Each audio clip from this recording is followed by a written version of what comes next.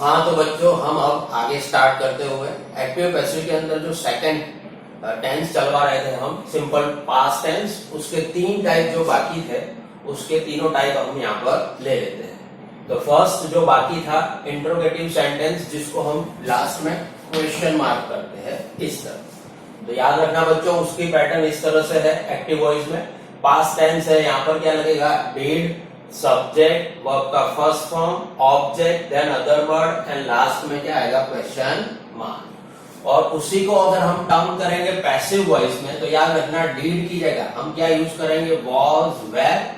उसके बाद सब्जेक्ट की जगह क्या यूज होगा, पैसिव है तो ऑब्जेक्ट, वर्ब का third form by, subject, then other word and last is question mark. समझ में आ गया बच्चों एक्टिव की पैटर्न क्या है और पैसिव की पैटर्न क्या है। इसको टर्न करते हुए अब एक एक एग्जांपल लेते हैं। तो फर्स्ट ऑफ ऑल एग्जांपल देख लो, did Rekha wash clothes last morning, यानी यहाँ पर सेंटेंस डिड से शुरू हुआ, पता चल जाएगा इंट्रोगेटिव है। तो उसी प्रकार से नीचे हमें पैसिव करना है। तो देखो अकॉर्डिंग टू, सबसे पहले सेंटेंस में फाइंड आउट करो सब्जेक्ट क्या है, रेखा, वॉश याद रखना, क्लोथ्स, क्लोथ्स हमारा क्या है, ऑब्जेक्ट है, और ये है हमारा वर्ब और ये है अदर वर्ड, ये याद रखना है। तो सबसे पहले अकॉर्डिंग टू सेंटेंस डिड की जगह हमें वॉज या वर लिखना है।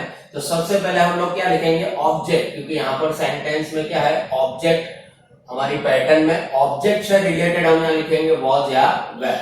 लेकिन ऑब्जेक्ट हमारा क्लोथ्स, क्लोथ्स है यानी प्लूरल फॉर्म है, इसलिए हमने क्या लिखा है यहाँ पर, were. Were clothes, clothes washed, वही वर्ब का third form, washed by Rekha last morning. अब एक सेंटेंस आगे हम ऑलरेडी पैसिव लेते हैं जिसको आपको एक्टिव करना है। दोनों दिखा रहा हूं बेटा, एक्टिव भी और एक पैसिव भी। तो वॉज उमंग टीस्ड बाय जिग्नेश, तो सिंप्लीफाई करना है। इस प्रकार से हमको सेंटेंस दिया हुआ है पैसिव में, उसको एक्टिव करना है, यानी ऊपर दिया है उस प्रकार से।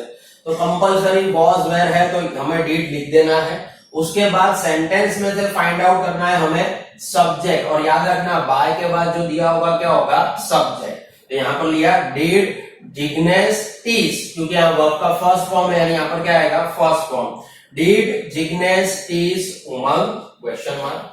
आया समझ में बेटा। इसी प्रकार से अब आगे बढ़ते हैं। WH और हाउ टाइप्स के जो सेंटेंस है वो सिर्फ याद रखना, मैंने आपको बताया कोई भी टेंस हो, इंट्रोगेटिव की आपको अगर फॉर्मूला याद है तो वही फॉर्मूला यहाँ पर काम आएगी, सिर्फ WH हमको आगे लगा देना है, बाकी पूरी फॉर्मूला वही की वही रख देनी है, एक्टिव की चाहे पैसिव। समझ में आ गया बच्चों, WH आगे रखो, एक्टिव हो या पैसिव हो, इस फॉर्मूला इंट्रोगेटिव की ही यूज करनी है। तो उस पर हम एक सेंटेंस लेते हैं यहाँ पर, where did Mayank learn maths. तो सेंटेंस से ही हमको पता चल रहा है भी WH वाला सेंटेंस है, वेयर वाला। तो यहाँ पर मयंक सब्जेक्ट है, ये वर्ब है और ये ऑब्जेक्ट है, अदर वर्ड नहीं है, नहीं है तो नहीं लिखेंगे। तो सेंटेंस में जैसे मैंने आपको बताया WH हाउ वाले सेंटेंस एक्टिव हो या पैसिव अपना स्थान अपनी प्लेस बदलते नहीं है, तो वेयर आगे, और डिड की जगह अकॉर्डिंग टू हमारा जो ऑब्जेक्ट है उसके अकॉर्डिंग हम यहाँ पर वॉज या वर लिखेंगे, यानी ये ब्लैंक स्पेस पहले छोड़नी है, उसके बाद ऑब्जेक्ट लिख देना है बेटा।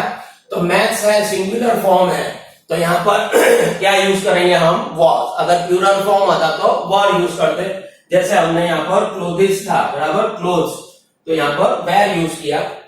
यहाँ पर सिंगुलर फॉर्म है तो क्या यूज करेंगे, वॉज। लर्न, लर्न का थर्ड फॉर्म क्या आएगा, लर्न बाय मयंक, सिंपल। इसी प्रकार से एक पैसिव का सेंटेंस लेते हैं।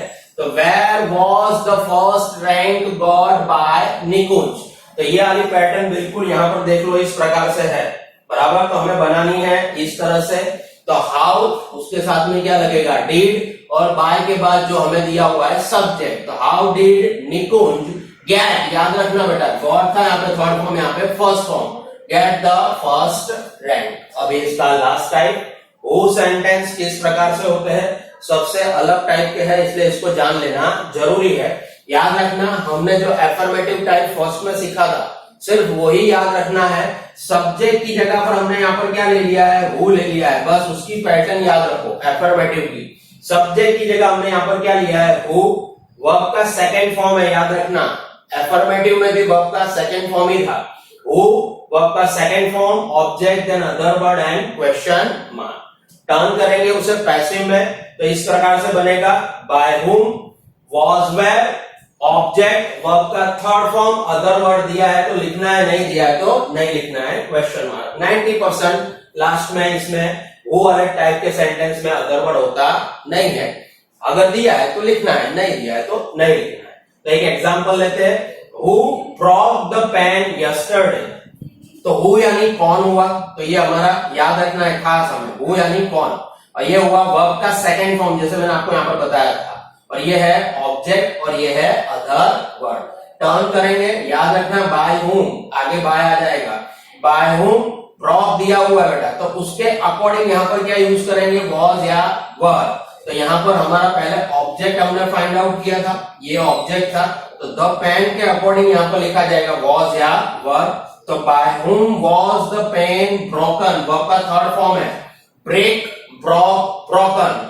ब्रोक का सेकंड फॉर्म था, ब्रोकन थर्ड फॉर्म, यस्टरडे। ये होगा तुम्हारा एक्टिव वॉइस का हु टाइप का सेंटेंस। अब एक पैसिव लेते हैं, तो by whom were the girls call that day, question mark है बेटा, याद लास्ट में याद रखना। उसको टर्न करेंगे तो हमको इस प्रकार से बनाना है, हु वाला सेंटेंस सेकंड फॉर्म वाला। तो यहाँ पर सेंटेंस में से हमको फाइंड आउट कर लेना पड़ेगा कि कौन सा क्या है, बराबर। तो यहाँ पर ये सपोर्टिंग वर्ब हुआ, दैट गर्ल्स हमारा क्या हुआ बेटा, वो खास याद रखना है, ऑब्जेक्ट हुआ, क्या हुआ, ऑब्जेक्ट। और ये वर्ब का सेकंड फॉर्म, थर्ड फॉर्म दिया है, हमें इसका सेकंड फॉर्म बनाना है। तो सेंटेंस की पैटर्न के अनुरूप पहले हु लिख देना है, हु के बाद वर्ब का सेकंड फॉर्म। तो यहाँ पर जो वर्ब का सेकंड फॉर्म है कॉल्ड का कॉल्ड ही रहेगा, who called the girls that day, यही पैटर्न है, हु कॉल, ऑब्जेक्ट क्या था हमारा, द गर्ल्स था, द गर्ल्स, अदर वर्ड दिया हो तो लिखना है, नहीं दिया हो तो नहीं लिखना है। तो ये तुम्हारा सेकंड टाइप हमने कंप्लीट किया, सिंपल पास्ट टेंस। अब नेक्स्ट में थोड़ा सा हम आगे स्पीड बढ़ाएंगे और एक ही टाइप जो भी लिखेंगे उसके पांचों पांच पैटर्न आपको लिख के बता देंगे, ताकि आपको आइडेंटिफाई करना है एफर्मेटिव है, नेगेटिव है, इंट्रोगेटिव है, WH है या हु है, ये आपको फाइंड आउट करना है और उसके हिसाब से, इसके अकॉर्डिंग पैटर्न के हिसाब से आपको आंसर लिखना है। थैंक यू बेटा।